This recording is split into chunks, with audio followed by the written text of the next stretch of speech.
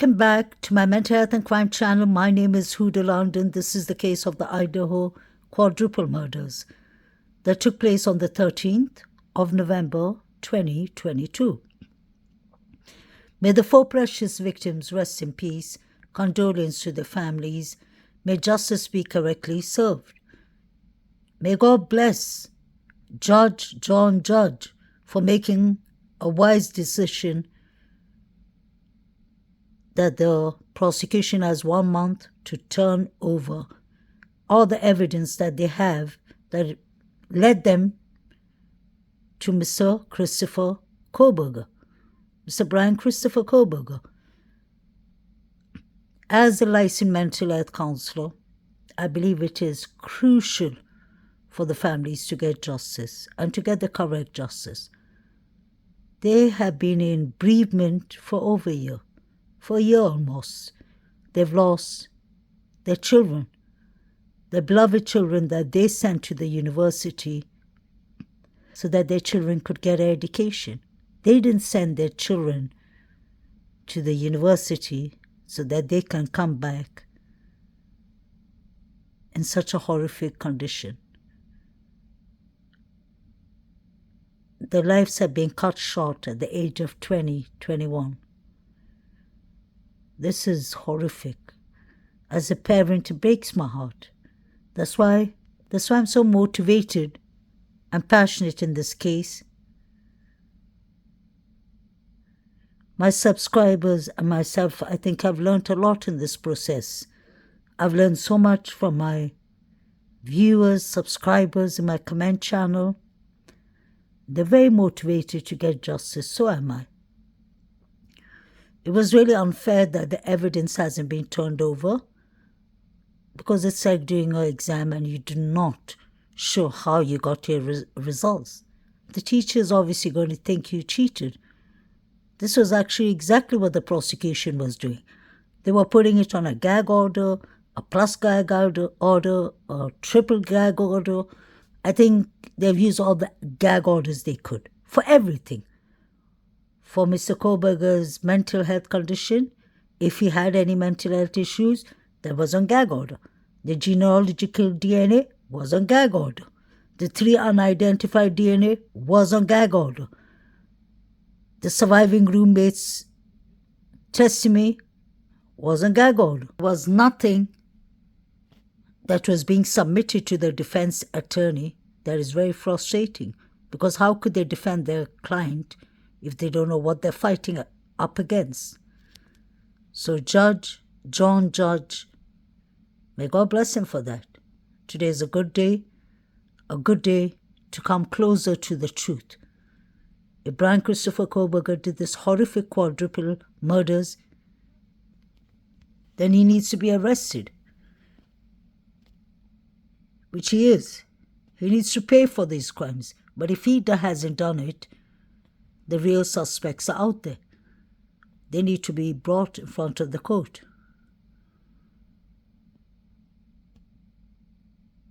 The FBI are using a Faro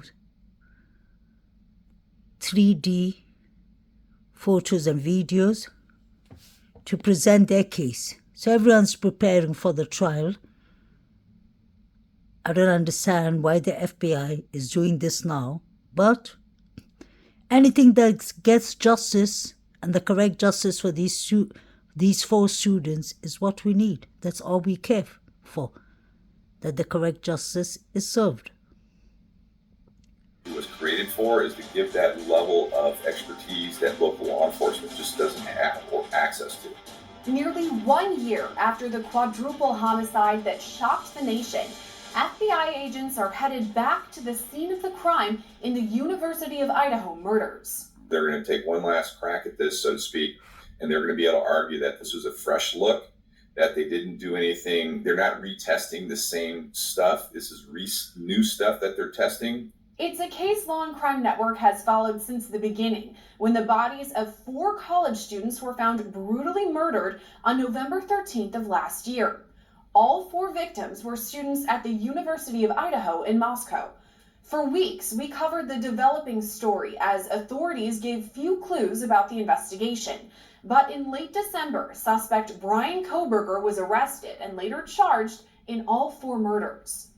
It alleges that the defendant, Brian C. Kohberger, on or about November 13th of 2022, in Latah County, state of Idaho, did unlawfully enter a residence located at 1122 King Road, Moscow, with the intent to commit the felony crime of murder. Now, FBI agents are back at the King Road crime scene for what's likely the final time.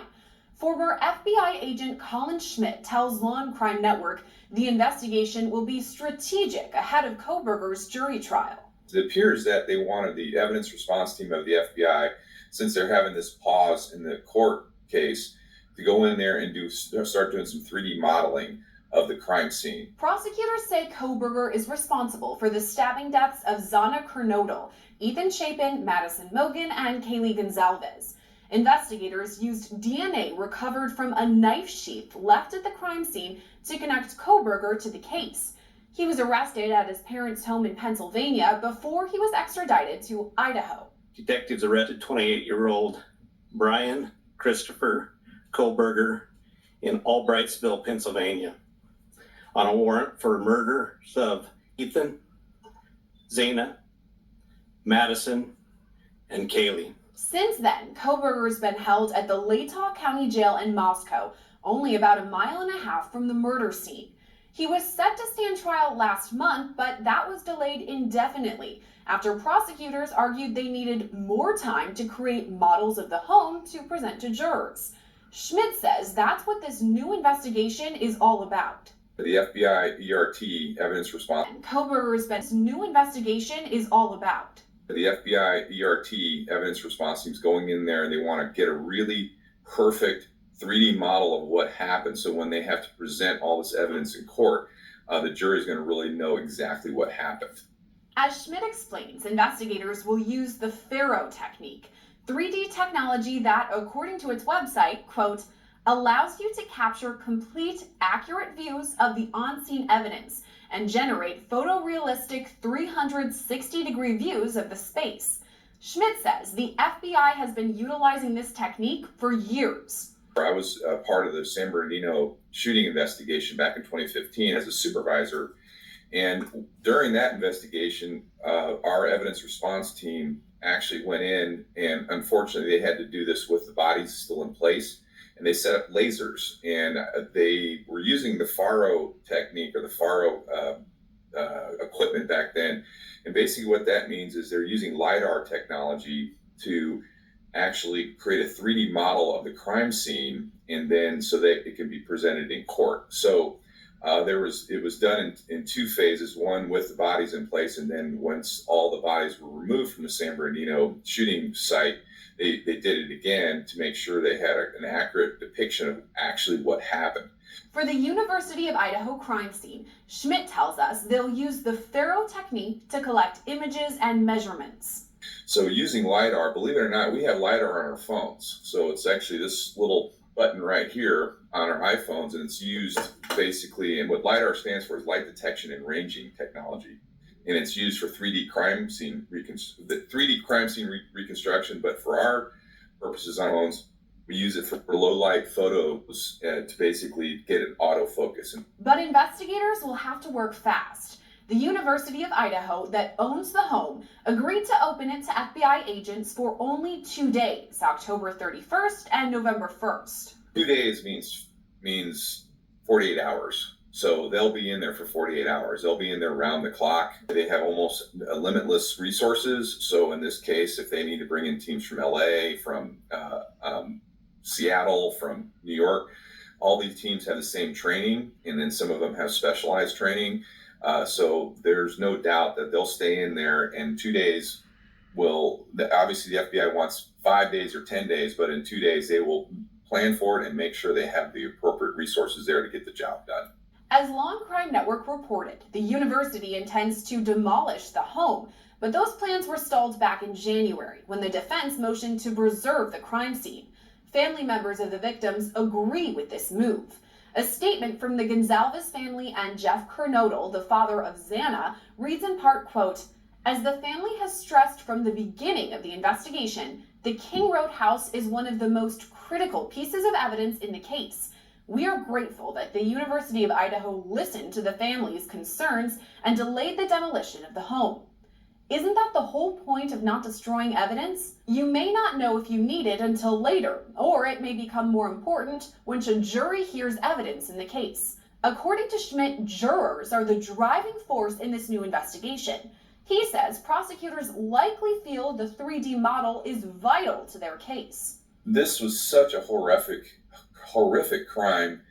The prosecutors there, they want to get it right, and you only get one chance in front of a jury to get it right. You don't get a second chance to make a first impression. So they have this opportunity to put this evidence in front of the jury that is going to be absolute precise depiction of what happened, so the jury understands how horrific this was and how he did what he did, because there is quite a few questions about, well, how could he go in and do these things and the survivors didn't hear him or didn't understand or didn't step up and stop him from doing this. Well, this 3D model is going to show the jury, well, this is how he did it.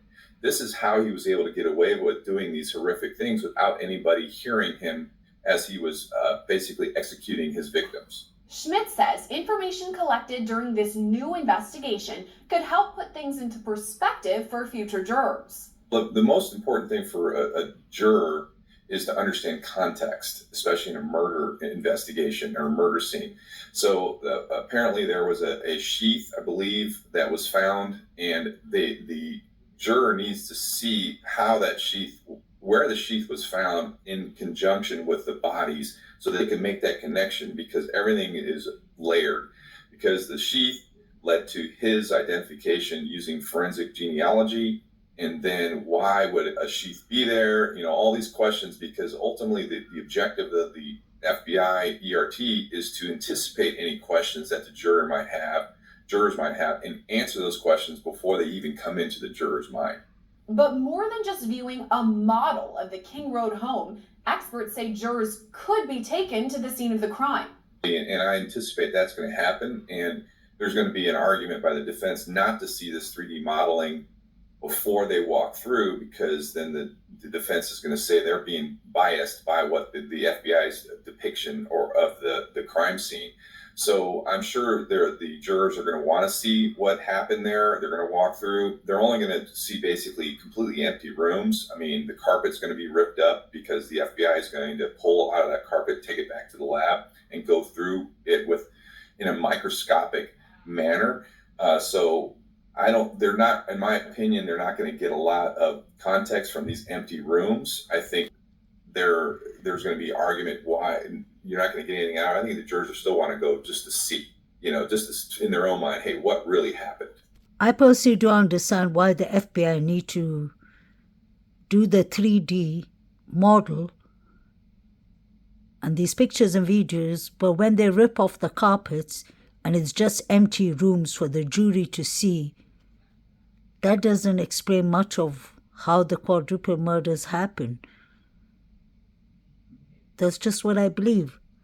Things should have been left the way they were, even with the carpets there, so that the jury could get a better view of how the house looked like, inside and outside. And if the FBI was going to do all this process, they should have done it a year ago. They should have done it within this year. Within 48 hours, they have to take the pictures.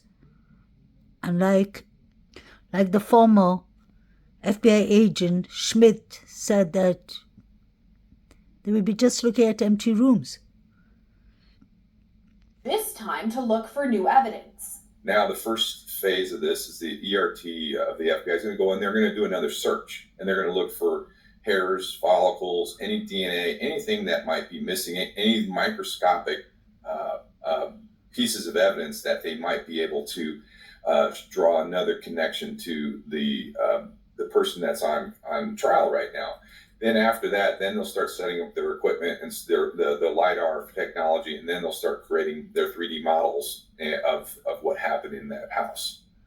What is the probability that they find something almost a year after these murders? You were talking about microscopic hairs or some sort of evidence. I mean, is that likely that they could have passed over it the first couple times that they were investigating? It is likely, depending on the, and I'm giving the lawyer answer, it depends. So it depends on what level of evidence response team they had to go in there the first time. Schmidt believes this will be the final time investigators collect anything from the home. So obviously I'm biased to the FBI's ERT. They're, in my opinion, the best in the world. If they were used the first time, there's a very high probability they were going to get 99% of the evidence. You never get 100% because it's simply an impossibility. So the likelihood that they're going to find more evidence is fairly low because it's already been gone through several times. Plus, when you add in the concept of transference, then if there was any evidence in there, it may have been destroyed, or it may have been basically tainted, so to speak, because then you're going to have other transference from investigators, their hairs and follicles, their things that might be in there. And then when you have that, essentially nullifies anything else you find in there, because then there's a built-in argument that that anything you find in there was brought in versus it being there before the investigators got there. The near since the murders makes evidence collection more difficult, Schmidt says, but the same goes for the initial investigation. According to court documents, a surviving roommate, Dylan Mortensen, labeled in the affidavit as DM, said she heard a male voice say something to the effect of, "It's okay, I'm going to help you," just before 4:30 on the morning of the murders. The court document goes on to say Mortensen saw the suspect, describing, quote, the figure as 5'10" or taller, male, not very muscular, but athletically built with bushy eyebrows. At the time, Mortensen said she stood in a frozen shock phase. It wasn't until hours later, at 11:58 a.m., the 911 call for the murders came in. According to Schmidt, that initial time lapse could have caused issues. The longer the time elapses between the crime and when professionals get there to search, there's a higher probability that the scene is going to be tainted with people walking in there that don't know what they're doing. They're potentially moving bodies, moving sheets. What else, could happen? We don't know. I don't know what happened between the time of the crime and the time 911 was called. I can only suspect that the non-law enforcement that found these victims panicked and they didn't know what to do. They're not law enforcement. They're not going to think about preserving a crime scene. They're going to, number one, they're going to think about how they preserve their own lives. Is the bad guy still there? So to answer your question, yes, that the 2 or 3 hours it took between the time of the crime and the time that the call was made, there was likely a lot of transference going on. And that's something that the FBI is going to try to overcome, that concept or argument by the defense, by doing this crime scene reconstruction and being able to tell the jury, okay, if there was any transference, it was minimal, because this is exactly what appeared to have happened. But Schmidt says if there's anything left to be found at the crime scene, FBI investigators will find it. I think it really comes down to the FBI, in my biased opinion, is the best evidence response team in the world. They are the ones that they train everybody else in the world as well. And they have the lab, as well as they have teams there that they may or may not fly out, as well as all 56 field offices have an ERT. And this is the type of stuff that the FBI, frankly, was created for, is to give that level of expertise that local law enforcement just doesn't have or access to. I think this is a very interesting interview. I agree with the former FBI agent that the FBI are one of the best in the world. They ain't only the best. You have the Scotland Yard. That is quite popular to train people in the world too. Besides that, what doesn't make sense here is the 8 hours. That 8 hours, many things were tampered with or tinted with, whatever it's called. Yes, there had to be things that were moved around. We don't know if the knife sheath was actually planted there. Nobody actually can deny the fact that there's something wrong for 2 surviving roommates to take 8 hours to call the fraternity boys before even calling 911. That is baffling. That is shocking. That is unacceptable. I do understand that they panicked, but even if you panic, you can see a bloody crime scene. It's not something that you can stay in. Didn't these two girls, especially DM, who was supposed to be in the second floor, she was in the first floor the first 7 weeks, according to Chief Fry, who said that they're not witness, they were just there, the surviving roommates. 7 weeks later, we hear that DM was in the second floor. Didn't she need to use the toilet? Are they trying to tell us for 8 hours she was in her room, she closed her room and she was texting BF? That doesn't make sense. And I hope Ann Taylor has a field day on that. As a mental health counselor, I do understand about shock phrase, about you get the freeze, fight mode. But in this case, it's unacceptable. 8 hours. And let's not forget, the FBI agent clearly said, and Law and Crime Network said from the affidavit, that the person DM saw was 5'10". Brian Koberger is 6'1" to 6'2". So who did DM actually see with bushy eyebrows? Did she see Saeed? Did she see half of the people in the grub truck who had bushy eyebrows? This does not make sense. Make it make sense, DM and BF. DM's truck was seen at 3:01 driving in front of Banfield. I hope all these things is noted by Ann Taylor. I personally still believe it was two separate incidents. The timelines, when you look at when they were yelling Zana, Zana, was around 5:10 or 10 past 2. It was 10 minutes after Kaylee and Maddie left. So something happened to Zana and Ethan around 2 a.m. because clearly Ethan's mother said 2 a.m. is the hardest time for us. What happened at 2 a.m.? And who were the people responsible for Zana and Ethan? I personally believe it's the Sigma Chi fraternity and their secret, the secret Greek lifestyle. It went too far. Things were brewing. There was a fight there.